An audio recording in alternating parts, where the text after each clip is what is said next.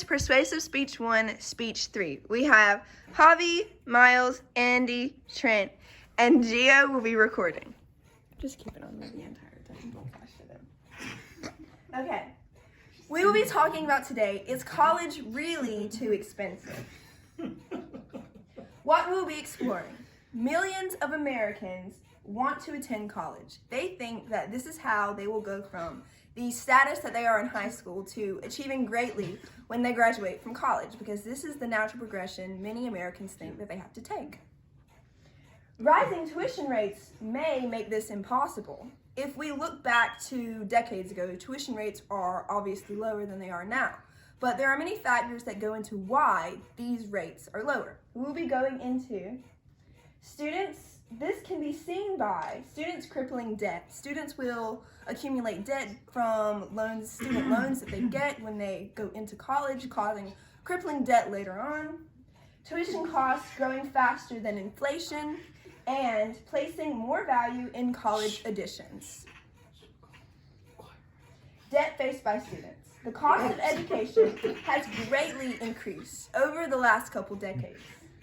According to Nelson, Biden had an undergraduate forgiveness plan of up to $125,000. During the 2020 election campaign, this was one of the things that he really hit home about, that he thought was important to talk about during the campaigns, which really shows how important it is to the entirety of America, because he talked about it so fervently during his campaign. According to Davidson, America used to rank first for affordability for college, but now we rank 14th. This is a significant drop from where we were before, and the reasons as to why are kind of scary. Most college students accumulate student loans with 40 million relying on them. 40 million of our people in America rely on student loans. The national debt totaling to $1.3 trillion, according to Woodruff. People who use these student loans often need the money quickly, so these will be students who are not as inclined to have as much money as others, and when they need it quickly, they are most likely going to be starting their education soon.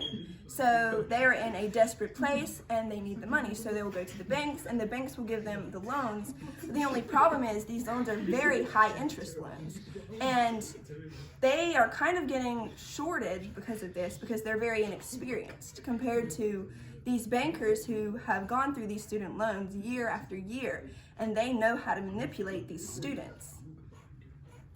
The exchange of money is between an experienced banker and an inexperienced student, resulting in them having higher student loans.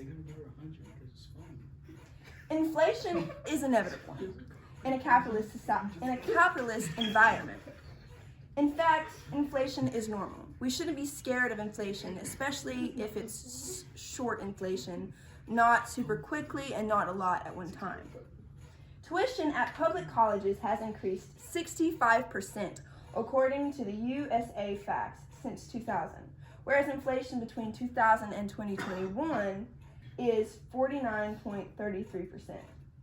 Now, this inflation rate is lower than the rate that colleges' tuition has gone up, and this is really just showing how colleges are charging more than they used to at a base rate if we take out inflation. So this is one of the problems, one of the reasons why tuition costs more, but it's not the only reason why the tuition is gradually increasing. If you remove the inflation, it is clear colleges hold fault in the tuition price rising. Colleges' excessive spending. Status is a reason many go to college, though it isn't supposed to be. We can tell in our society that people who go to college hold a higher rank often, being things like doctors and lawyers and having higher positions generally. Status is something that a lot of people value greatly, and yeah, we're outside. Ivy Day is a good example of this. It is a day that all the Ivy League schools come out with their acceptance letters, and it's very valued among people in the communities that are applying to these high, expensive colleges, these private colleges, that only accept very academically rigorous students. Lewinson says, schools stay cutting edge to attract high-earning potential students.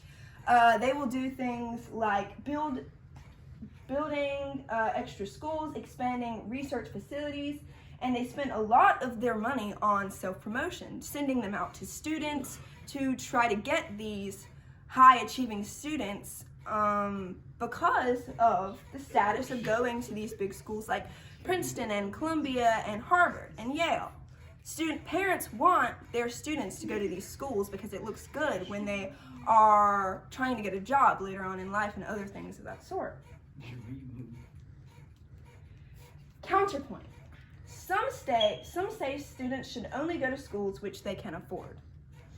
But this does not look at the kids who are intelligent and could flourish at other high-achieving institutions. Say a student is middle class but has multiple family members who are going to college at the same time. The parents may not be able to afford sending the student to an expensive institution, but they also cannot afford financial aid because they are middle class, and this is a problem that many have run into. Financial aid and scholarships are also ways students can go to school for a reduced price, but not everyone will receive them. Many will end up falling through the cracks. Thank you for listening, everyone. Is that,